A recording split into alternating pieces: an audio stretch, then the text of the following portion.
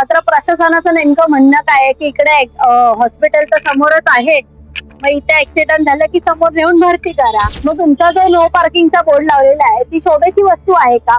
हे स्थानिक नागरिकांनी पण प्रशासनाला किंवा हॉस्पिटल वाल्यांना असा विचारला पाहिजे प्रश्न की रुग्ण म्हणून आलाय, उपचारासाठी आलाय, तर तुम्हाला इथे काय त्रास झाला का? येताना ट्रॅफिक वगैरे लागला का?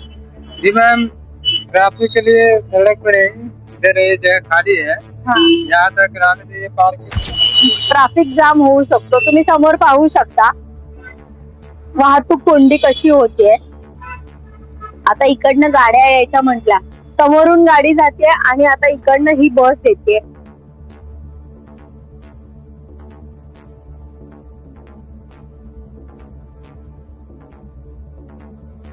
आम्ही नुकतंच आता हॉस्पिटलच्या डीन संगीता रावत यांना भेटून आलो. हे तुम्ही पाहू शकता आमच्याकडे त्यांची एन्क्वायरीची हे आहे की हा जो परिसर आहे आणि हा जो नो पार्किंगचा एरिया आहे हा पूर्ण एफ साऊथच्या वॉर्ड मध्ये येतो. हा हॉस्पिटलचा ह्याच्यात काही संबंध नाहीये.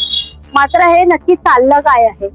मात्र मग डीनचं असं म्हणणं काय आहे की आमचा ह्याच्याशी काहीच संबंध नाहीये, किंवा नगरसेवकांचं इकडे लक्ष गेलेलं नाहीये का, की त्यावर नो पार्किंगचा जो सगळा मुद्दा आहे हे फक्त कागदावरच आहे का प्रशासनाचा, की रस्त्यावर उतरून ते कारवाई करणारच नाहीत का?